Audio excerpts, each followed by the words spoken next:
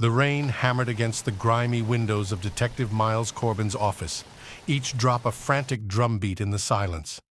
The city outside was a watercolor of blurred lights and shadowy figures, mirroring the fog that had settled in his mind. He stared at the crime scene photos scattered across his desk. A lavish penthouse apartment, now splattered with blood, and the lifeless body of renowned art collector Alistair Finch. Finch's death was anything but simple. No forced entry, no robbery, no clear motive. The only clue, a single playing card, the Queen of Spades, resting on Finch's chest like a macabre greeting. Corbin, a man hardened by years on the force, felt a shiver crawl down his spine. This was no random act of violence. This was a performance, a sick game orchestrated by a meticulous mind. His partner, Detective Sarah Chen, a whirlwind of energy and logic, leaned against the doorframe, her brow furrowed. "Another dead end, Miles," she said, her voice tinged with frustration. "No witnesses, no fingerprints that don't belong to Finch, and that damn card. It's like the killer is mocking us." Corbin nodded, his gaze fixed on the Queen of Spades. He had seen this card before, not in any case file, but in the hushed whispers of the city's underbelly. The Queen of Spades.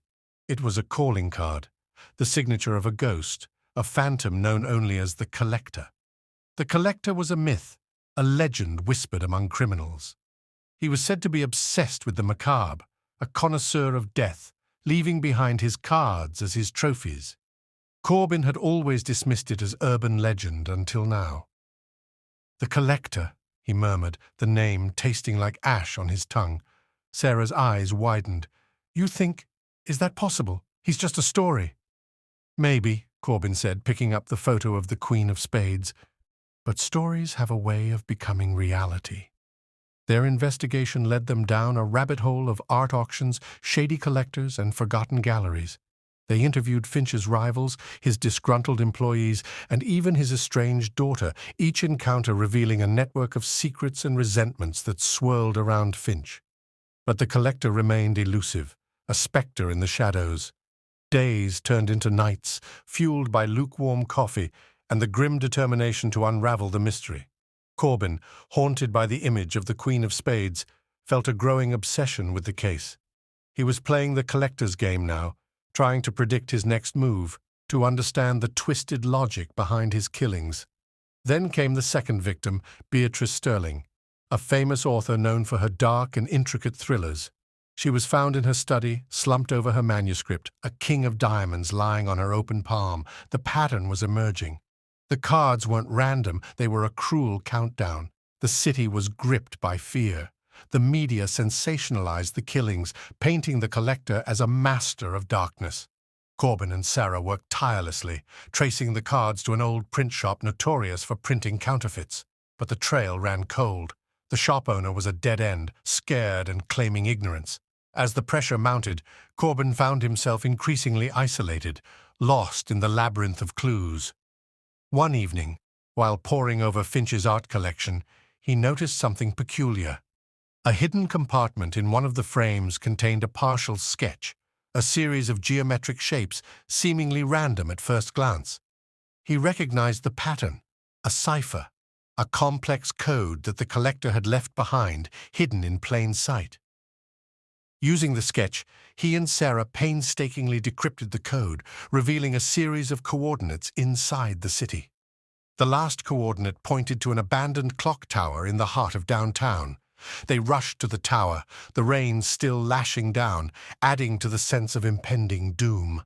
Inside, the air was stale, thick with the scent of dust and decay. As they climbed the creaking stairs, the sound of a tick-tock, slow and deliberate, grew louder. They found him on the top floor, standing in the center of the room, bathed in the eerie light of a single lamp. He was an older man, distinguished and impeccably dressed, his face hidden behind a porcelain mask. In his hand he held a queen of hearts, its edges stained with blood. "You took your time," the collector said, his voice a soft, unsettling rasp. "The game is almost over." Corbin drew his weapon, his heart pounding in his chest. "Who are you? Why are you doing this?" The collector chuckled, a dry, hollow sound. "I'm just a collector, detective. collecting the most precious things, the lives that once shone so brightly. He stepped towards the edge of the tower, the city lights glittering below. "And now," he whispered, holding up the Queen of Hearts, "for the final piece." Corbin lunged forward, trying to stop him, but it was too late. The collector threw the final card into the air as he hurled himself off the tower, plummeting to his death onto the cobbled street below. The case was officially closed, yet for Corbin, the mystery lingered.